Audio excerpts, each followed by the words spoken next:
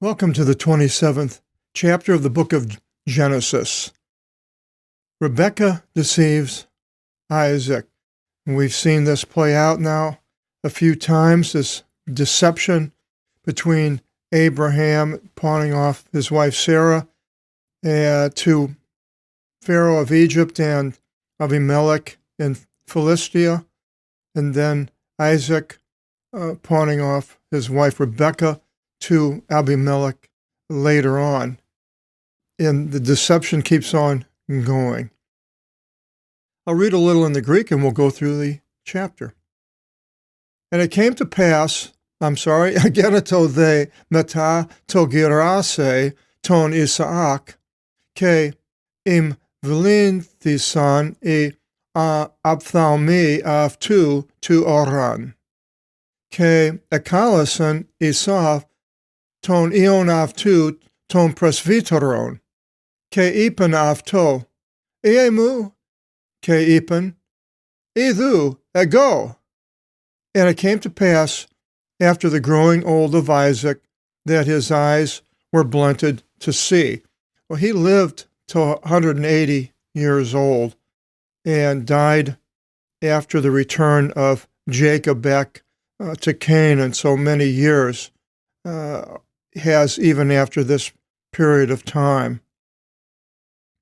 And he married Rebekah when he was 40 years old, and Rebekah didn't have a child for 20 years, and then she had Jacob and Esau, twins. Now Rebekah was probably 13 years younger than Isaac. He called Esau his older son, and said to him, My son? And he said, Behold, it is I. And he said, Behold, I have grown old, and I know not the day of my decease. Now then, take your equipment, both quiver and bow, and go forth into the plain, and hunt game for me. And make to me food as I'm fond of. And this is why Isaac loved Esau more than Jacob, or Jacob was loved by Rebekah more than Esau, because basically of Esau's taking wives from sons of Heth. And bring it to me that I may eat, so that my soul should bless you before my dying. And Rebekah heard Isaac speaking to Esau, his son, and Esau went into the plain to hunt game to his father. And Rebekah said to Jacob, her lesser son, younger son, See, I heard your father speaking to Esau, your brother, saying, Bring to me game and make food for me, that eating I may bless you before the Lord before my dying. Now then, O my son, hear me as I give charge to you.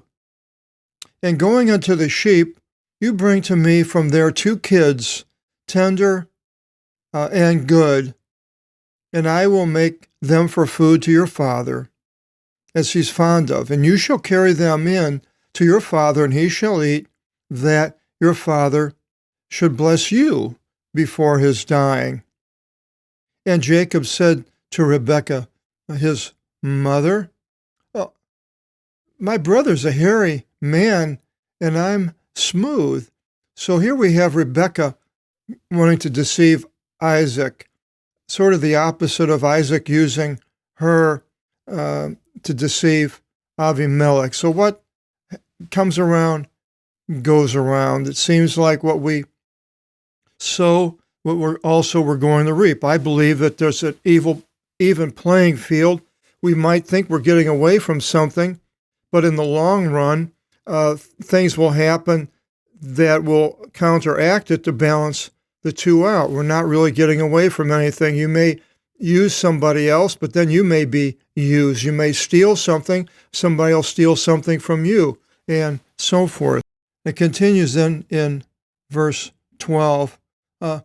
Perhaps my father should handle me or touch me, and I will be before him as disdained. He's going to know I'm not Esau. And I shall bring upon myself a curse and not a blessing. And the mother said to him, "Upon me be your curse, child. Only you heed my voice, and in going, bring them to me." Now, she is doing the wrong thing as far as deceiving her husband, but yet this is in the plan of God. God uses the deception, even some bad things. If you go into the lineage of David, you'll see some questionable people and their actions and what they have done, but yet God uses them, uses us. We're far from being perfect sinners, but yet God somehow uses us to get his will accomplished. So it continues in 14, and going, he took and brought them to the mother, and his mother made food as his father was fond of. And Rebekah, having taken the apparel of Esau, her elder son, the goodly, a coat of some sort, which was by her in the house, put it on Jacob, her younger son, so he would smell like Esau. And she put the skins of the kids upon his arms and upon the naked parts of his neck, so she would be hairy. And she gave the foods and the breads which she made into the hands of Jacob her son, and he carried in to his father. And he said, "O father," and he said, "Behold, it's I. Who are you, child?" And Jacob said to his father, "I am Esau, your firstborn. I did as you told me. In rising up, take a seat and eat from my game," he's probably laying down, "that your soul should bless me." And Isaac said to his son, "Well, what is this which so quickly you found, O child?" And he said, "That which the Lord your God delivered up," using the Lord to manipulate his father. "The Lord delivered up before me." And Isaac said to Jacob, "Approach to me, and I shall handle you, child, to see if you are my son Esau or not." And Jacob approached to Isaac his father, and Isaac, handled him, Jacob, and said, "Indeed, the voice is the voice of Yaakov, but the hands are hands of Esau." And he did not recognize him, for his hands were as the hands of Esau, his brother, hairy. I believe that's what Esau meant. And he blessed him. And he said, "You are my son Esau?" And he said, "I am." So now we have Jacob lying to his father, and later we'll find out that this gets paid back to him by his sons lying to him over the death of Joseph. In verse 25, and he said, "Bring to me, and I will eat from your game, child, that my soul should bless you." And he brought it near to him, and he ate, and he carried to him wine, and he drank. The he. It's kind of obvious who the he's are here, but it's interesting. The pronouns are used so much in the Bible. And Isaac, his father, said to him, "Approach to me and kiss me, child." And approaching, he kissed him. Isaac kissed Jacob. And Isaac smelled the scent of his garments, and Isaac blessed him. I'm going to use the names here instead of he. And Isaac said, "Behold, the scent of my son is as the scent of a full field which the Lord blessed." You're going to have a lot of abundant things to grow. "And may God give to you from the dew of the heaven, and from the fatness of the earth, and a multitude of grain and wine. And let nations be slave to you. And let rulers do obeisance to you, and you become master of your brother." and the sons of your father will do obeisance to you. Now, the sons of your father, well, the father of Jacob is Isaac. So did Isaac have other children? Possibly. It may not have mentioned them, but there may be other brothers that are there and different wives to Isaac. We don't know.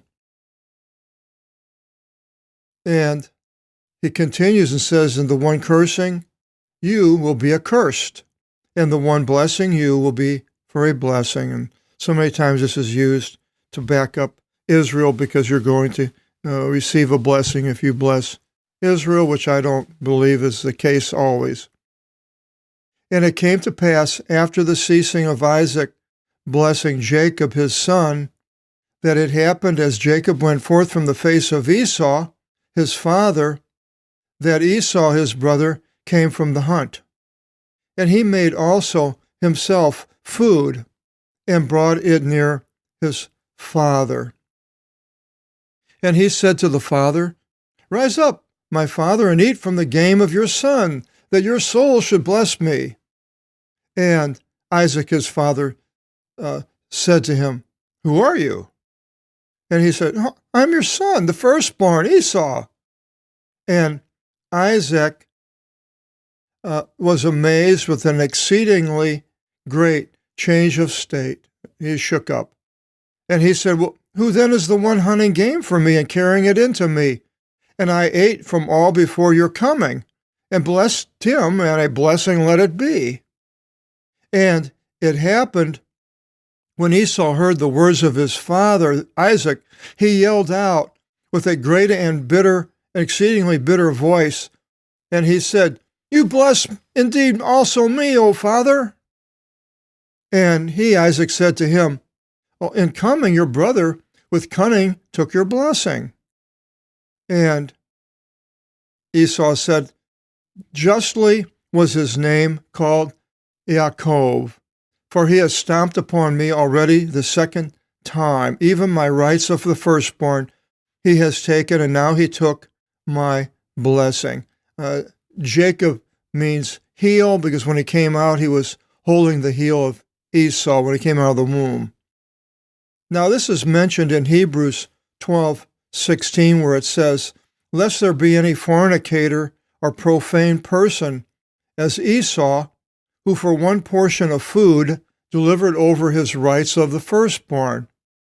For you understand that also afterwards, wanting to inherit the blessing, he was rejected, for a place was not found for repentance. Though with tears he sought it, not that he sought repentance, but he sought the blessing. And this is exactly what it's all about right here. So it says that he was a fornicator and a profane person, and married these wives from the Hittites instead of from the family. And then it goes on and says that in Galatians 4:29, Now we, brothers, like Isaac, are children of promise.